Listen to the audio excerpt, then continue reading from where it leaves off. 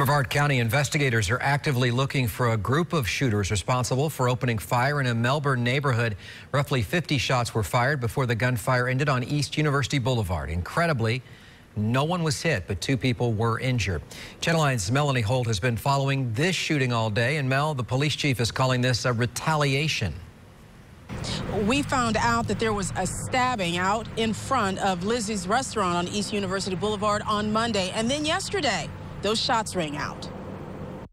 The first calls to 911 captured the tense moments yesterday after multiple shots were fired outside of Lizzie's restaurant on East University Boulevard in Melbourne. Shots fired on University. Okay, Hurry up, get in the house. is anybody hit? I don't know, honey. Tell this fired like it's okay corral. We have gunshots fired, multiple gunshots, sound like automatic weapons at the corner of Main and University. Dorothy Dean is visiting from Atlanta. She wasn't at her daughter's apartment when one of those roughly 50 gunshots shattered her daughter's bedroom window. Other bullets peppered nearby cars. If something would have happened or my daughter would have got shot, is nothing nobody could tell me if something would have happened to my child. 2 people were injured, one of them by shrapnel. The other had a heart condition. And late this afternoon, Melbourne Police Chief David Gillespie told us his department believes the shooting was in retaliation for a stabbing. We also believe that there are people that were present during this that have information that have not come forward. And I urge you, if you have any information, to come forward to the Melbourne Police Department. We're told that stabbing victim was critically injured. At this point, the chief doesn't have any reason to believe there will be any additional retaliation, but there are added patrols in that neighborhood tonight. Live here in Melbourne, Melanie Holt, Channel 9 Eyewitness News. You're a son of the Most High God. He says you just like fine gold. You seen gold before? You never seen gold? You ever seen somebody with a gold necklace, a gold earring? Gold, right? That's jewelry. The Most High says you just like that gold, man. Look, I'm gonna show you something. Show me the prisoner. Bring the prisoner out. Let me see the prisoner. Hey, who is this right here, Tyrone? You said the what? Say that. I want you to say that on the mic. Say that again. The fake God. You said the fake God. All right. All praise to the Most High. You're absolutely correct. But how do you know that that's the fake God? Who told you that? Oh, say that again. Say that one more time. Say it loud. The real God is black and the fake God is white. All praise to hey, get out, young brother, a hand, man. All praise to the Most High. You're absolutely correct. But look, Tyrone, you know that, but a lot of our people don't know that. You understand that? So you a special young man. Look, now we're going to show you in the Bible what the Most High really looks like. Let's start with the Most High God, all right? It's Daniel chapter 7, verse 9. I'm going to show you something, Tyrone, because you're absolutely correct. It says the Most High God is a black man, look just like you. You know that? All right, go ahead. Let's see what kind of hair the Most High had got. All right, go ahead. Daniel chapter 7, verse 9. I beheld till the thrones were cast down, and the Ancient of Days did sit. So another name for the Most High, right? Another name for God. Tyrone, you with me? Another name for God is the Ancient of Days. All right, when you read the Bible. You read the Bible? Yeah? All right, so when you read the Bible, you read about the Ancient of Days. That's talking about the Most High, all right? The God of all. Go ahead. Ancient of Days did sit, whose garment was white as snow. So he had a garment. And you know what he had on his garment? I'm going to go into it later. He had these on his garment. He's talking about fringes. That's a law that the Most High God told us to keep, Tyrone. Right. You ever heard of that before? You ever seen that before? All right, I'm going to show you in the Bible. So he says he had a garment all the way down, meaning a nice garment, all right? That thing was bad to the bone. All right, go ahead. And the hair of his head, like the pure wool. What kind of hair did the Most High have on his head? Like the pure wool. You know what wool is, Tyrone? Like, somebody get a picture for me. So I want to show the young man. What does wool look like? You ever seen a sheep before? You never seen a sheep before? You seen on their hair? I'm gonna show you. On their head, they have wool. All right, on their bodies. All right. It looks just like that. You see that picture right there? It looks like an afro. All right, just like these brothers that you see out here. This is pure wool, all right? That's the same hair that the Most High got. You ever heard that, Tyrone? No, all right, read that. His hair like the pure wool. His throat was like the fiery flame. So now, let's get his son. Because Christ says, if you see me, you see the Father. So what does Jesus the Christ look like? He said he looked like a black man, right? That will only make sense because his father is black too, right? Do you look like your father? Yeah, you look just like him, right? Same thing for these brothers too. All of us look just like our fathers. So Christ is a black man too. All right, read that. Revelation chapter 1, verse 1. Revelation of Jesus Christ. So this is the revelation or the revealing. We're going to show you how Christ look in the Bible. So Tyrone, don't never let nobody tell you that you don't know how Christ look. They tell you that Christ look like he all colors. Is that possible? You ever seen any man that look like all colors before? That don't make sense, right? So it says that Christ is going to be revealed. We're going to show you how he look. All right, so we're going to compare the two. Because you said that's not Christ, but who is that right there? You said that's Christ, all right? All praise to the Most High. We're going to show you how we know that, all right? Read that. Revelation chapter 1, verse 14. His head and his hairs were white like wool. So we didn't just make that up. He says his hairs and his head and his hairs. So that means the hair on his head and the hair on his face, all right? They were white and they were woolly. So once again, woolly is like that afro, that thing that you see on the sheep, all right? That fur that they got. Go ahead. As white as snow. And it says it was white as snow. That's what you see on that picture right there, right, Tyrone? All right, go ahead. And his eyes were as a flame of fire. And it says his eyes like the flame of fire. So look, I want you to see these two pictures. Is his eyes like a flame of fire? What color is fire? Say it again. It's red, right? So is his eyes like a flame of fire? No. What about this man over here? Right, it's red. So that's what it's talking about. You know why his eyes was red, Tyrone? Say it again. Say, because he's Christ, right? But his eyes was red because he, oh, you said what? Say it again. Oh, because he's crying. No, it's not because he's crying, but because he drunk wine, all right? If you ever see your parents, right? You see your mother, your father, whenever they drink, their eyes on their, the white in their eyes turn red, all right? Christ drunk wine, all right? But he didn't get drunk, all right? Go ahead.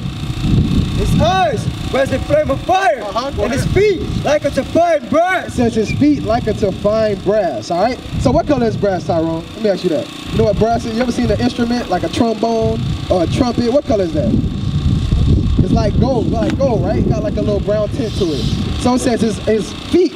If your feet is brown, that same color, what color is the rest of your body? Is the color of your feet the same color as your arms and your legs? Yes, right? All right, simple. 1, 2, 3, go ahead. And his feet like unto fine brass, as if they burned in a furnace. So his feet was like they burned in a furnace. So what are we proving? We're proving that Jesus the Christ was a black man. That's according to the Bible. So once again, raise that up, please. So where did this image come from? Tyrone, where did we get this image? We got this in slavery, all right? And we're going to show you too, because slavery was introduced, this image was introduced to us in slavery when we were taught by our oppressors, all right? Right, so now we're going to show you, why is that so important? Why is it so important? Let's get the book of 1 John chapter 4, verse 20. Why is it important to know this image right here? All right, because if we know that Christ is a black man, then it's going to give us some hope, right? It's going to tell us that we are important, that we not just a nigga on the streets, all right? It's going to show us that we are the sons of God. And if I see you as a son of God, I'm not going to steal from you. I'm not going to cheat on your wife when you grow up. You're going to have a wife one day, Lord's will. I'm not going to try to kill you because I love you. You look just like that man right there, all right? The children of Israel look just like Jesus the Christ, and we are an important people to him. All right, go ahead. 1 John chapter 4, verse 20. If a man say, I love God, and hate his brother. So if a man say he love God, all right, you love God, Tyrone? Because a lot of people say that. If a man say he love God, go ahead. And hate his brother. So if a man says that he loves God and hates his own brother, all right, so that's the children of your people, the Israelites, the black, Hispanic, and Native American men and women. You hate your own people, go ahead. He is a liar. It says he is a what? Liar. It says he is a liar. If you don't love your own people, you cannot love the Most High God. All right, go ahead. For he that loveth not his brother whom he hath seen. So if you don't love your own brother that you see day to day, the same people that you walk around the streets with, the same people that live next door to you, if you don't love those people that you see every day throughout your life, go ahead. How can you love God? How can you love the one true God, all right? The one that created you. It's impossible. It doesn't make sense, all right? Go ahead, some more on that. Whom we have not seen. So now let's get the book of Leviticus 19:17, because we're going to show you how we love our people. We came all the way out here from Orlando, Florida, all the way to Melbourne just to teach our people God's laws. That's how much we love our people. All right, go ahead. Leviticus chapter 19, verse 17. Thou shalt not hate thy brother in thine heart. So the commandment that the Most High gave to his people is we're not supposed to hate our own people. Not in your heart. All right, go ahead. Thou shalt in any wise rebuke thy neighbor. So it says in any wise, on the opposite, it says you're supposed to rebuke your neighbor. Meaning you're supposed to correct your people. Go ahead. And not suffer sin upon him. And not do what? Suffer sin upon him. So you're not supposed to suffer sin amongst your own people. If you know that your brother murdered somebody the other day, you're not supposed to allow that to happen in your community. You got to say something. Leviticus 5:1. Because this is the reason why we came out here. All right? We're going to show you why there's rampant sin amongst our people. Why there's constant crime? Because nobody's telling. We allow the sin to continue in our community. But what did the Most High God command of us? If we love the rest of our people, we're going to make sure that that murderer is gone out of our community. So that it don't happen again. Because next time it could be your own brother. It could be your own sister. It could be your own children. All right? So once again, we're teaching the laws to the lost tribes of the nation of Israel, you Black, Hispanics, and Native American Indians. All right? This is how you make change in your community. This is how you love your people. Read that. Leviticus chapter 5, verse 1. If a soul sin and hear the voice of swearing. So if a soul sin, if somebody commits murder, if somebody is selling drugs to your people and killing your own people, what are you supposed to do? Go ahead. And is a witness, neither whether he have seen or known of it. So if you're a witness of the crimes in your community, if you know that somebody just got shot and you know who did it, if you know that somebody's selling drugs and you know who did it, you know who's doing it, what are you supposed to do? Even if you've seen of it or you know of it. All right, go ahead. If he do not utter it, if you don't utter it, because you're supposed to utter that sin, you're supposed to let it be known. What's to call the cops?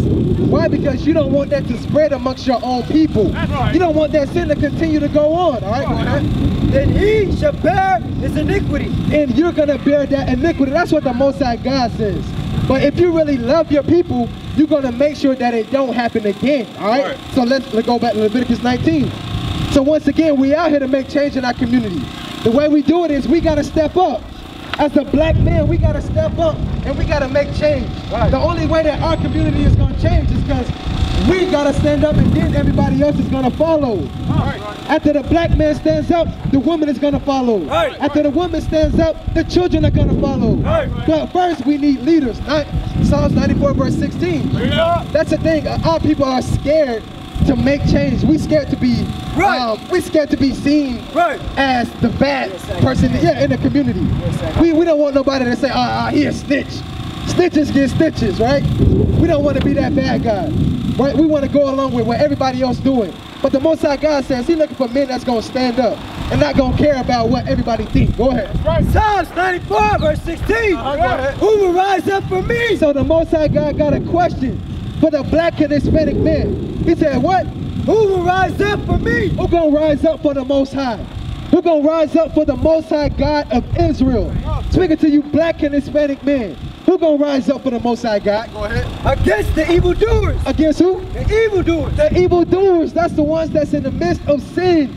All right? The ones that's constantly committing adultery, cheating on the wives of the brothers and sisters that's in our community. Bring it out. All right? The ones that's stealing, constantly going from door to door, preying on their own people. Who gonna stand up against that evil? Who gonna say something? All right, go ahead. Or who will stand up for me against the workers of iniquity? Who gonna stand up for God amongst the workers of iniquity? If you see somebody just got murdered, somebody just got shot, who gonna stand up and say something about it? Who not gonna be weak and afraid and not gonna be scared about what's gonna happen to them? Stitches get stitches. The Most High God says, who gonna stand up for me? Who gonna stand up and make change amongst their people? Go ahead. Read that again. Who will rise up for me against the evildoers? Or who will stand up for me against the workers of iniquity? All right, so who gonna stand up for the Most High God? The Most High God is looking for men that's gonna stand up. Let's get the book of Isaiah chapter 3. And I'm gonna show you why. Why we don't got no men standing up. Now today, We see more women standing up for our community than the men. Right. That's a shame. The Most High God says it was going to happen. That's why our communities are out of order. We got weak and effeminate men that's trying to run the country. We got weak and effeminate men that's trying to stand up in the community. But the Most High God says He's looking for strong men that's going to come back and take their rightful place. Right. The men is supposed to lead the women. We got more women leading the men now. And that, yeah, more women running the house. The women going out, they working. While the men standing at home ain't doing nothing but playing video games. Right. Hanging out in the community talking about, oh, bro, I want to become rich. I want to be a rapper. But what are we going to do? When we going to stand up and we going to change ourselves, all right? Read that. Isaiah chapter 3 verse 12. As for my people. It says, as for my people, the people of the Most High God, go ahead. Children are their oppressors. It says children are oppressors. We afraid of our own children. All right, go ahead. And women rule over them. And what? And women rule over them. It says women rule over them. All right? Isaiah chapter 51 verse 20. And we're going to show you how we know that we're talking about the so-called black and Hispanic man in this Bible.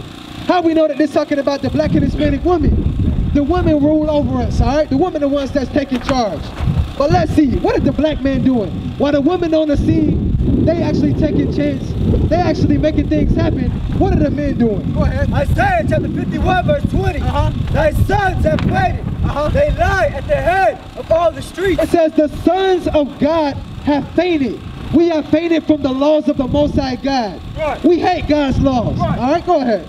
As a wild bull in the net. All right, go ahead. They are full of the fury of the Lord. Read that part again. Read the top again. Thy sons have fainted. They lie at the head of all the streets. It says the sons lie in the heads of all the streets. And that's what we see right now. Right in front of Tip Top Mini Mart. We got men hanging out in front of the store. That's our whole purpose in life. We come out and we hang out in front of a store all day and get drunk and we get high and we don't do nothing else. That's what we do. While the woman is taking charge behind the scenes.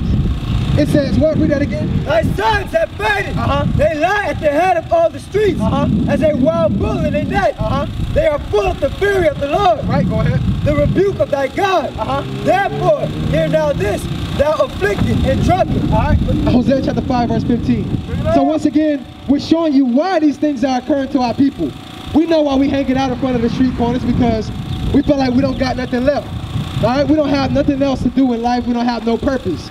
But we're going to show you why these things are occurring to us in our community.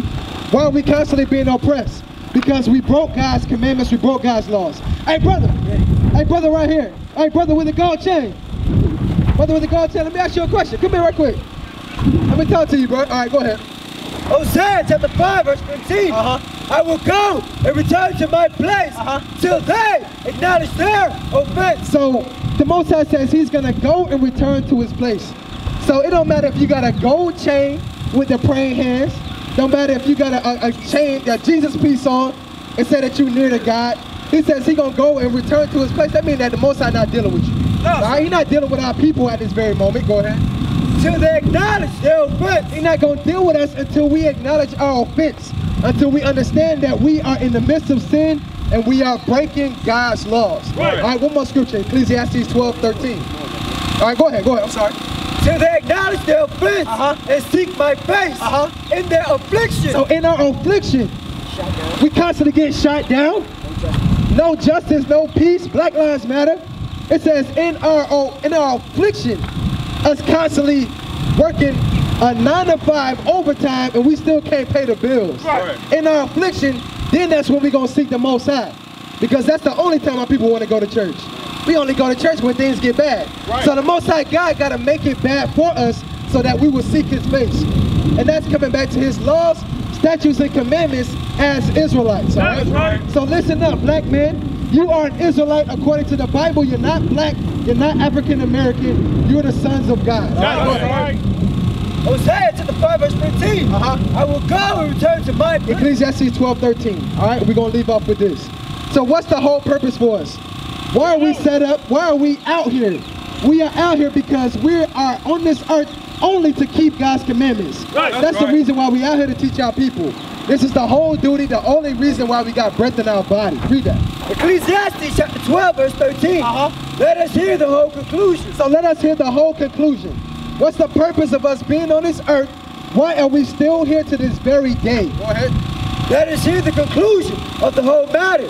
Fear God and keep his commandments. So we're supposed to fear God. Fear God's judgments. The reason we don't fear God is because we've been taught that God is a white man, that God is soft, you can come in as you are, you can do whatever you want to under the sun. Right. But the Most High God says you're supposed to fear him. Know that if you commit adultery, you're going to be judged. Know that if you commit murder, you're going to be judged by the Most High. Right. Know that if you continue to steal, you're going to be judged by the Most High God. That's how you fear the Most High. Read on. Fear God and keep his commandments. And keep his commandments. Shalom. This is Bishop Nathaniel of Israel United in Christ. Please subscribe to our YouTube channels. Stay up to date with our latest events, music, and classroom lessons.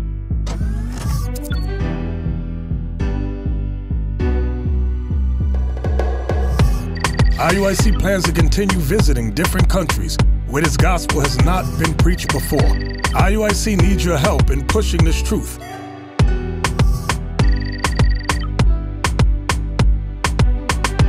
So join us. Subscribe to our Instagram, Facebook, Twitter, and podcasts, and stay up to date with us.